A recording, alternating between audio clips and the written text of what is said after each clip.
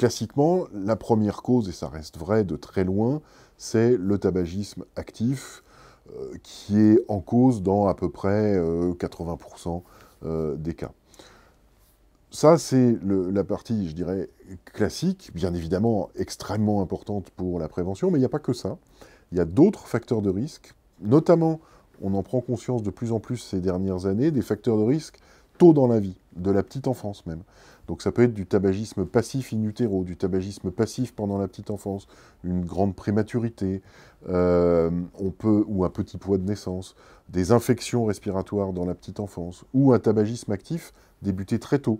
On voit alors c'est heureusement rare, mais on voit des enfants qui commencent à fumer à 10 ans, 10-12 ans. Donc tout ça, c'est des facteurs de risque précoces dans la vie qui vont expliquer des BPCO qui vont arriver, se déclarer beaucoup plus tôt que ce qu'on a l'habitude de voir. Classiquement, on dit c'est à partir de 40 ans, jamais avant. C'est pas vrai. On a des BPCO qui ont 25-30 ans, qui sont liés à ces facteurs de risque de la petite enfance. Pas la majorité, mais ça existe et il ne faut pas les mésestimer parce que sinon on risque de passer à côté, de ne pas faire le diagnostic et donc de ne pas les prendre en charge. En termes de ratio homme-femme, la BPCO, ça a longtemps été considéré comme une maladie de l'homme, ce qui, en fait, n'est absolument pas vrai. C'était simplement le reflet, à l'époque, mais c'est une époque maintenant ancienne, des habitudes tabagiques. Les femmes ont rejoint, malheureusement sur ce plan, les hommes en termes d'habitudes tabagiques, et donc on voit le ratio homme-femme qui s'équilibre, et on a maintenant, on voit chez nos malades qui sont hospitalisés, par exemple, autant de femmes que d'hommes, à peu près. Alors selon on peut être à 60-40, mais ça, vraiment, ça se rapproche du 50-50.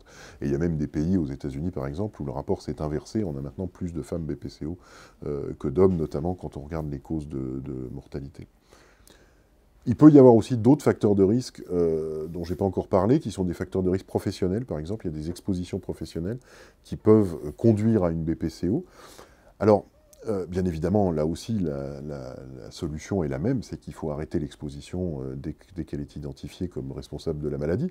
Ça, c'est évident. Ce qu'il faut comprendre aussi, c'est que chez beaucoup de personnes atteintes de BPCO, on va avoir une accumulation de plusieurs facteurs. Il n'y aura pas forcément un seul facteur, par exemple le tabac.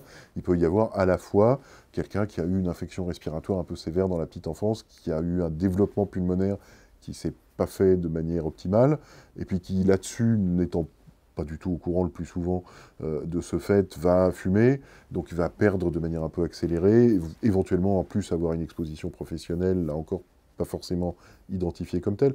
Donc c'est très important de bien identifier l'ensemble des facteurs de risque chez une personne donnée pour mettre en œuvre toutes les mesures de prévention utiles.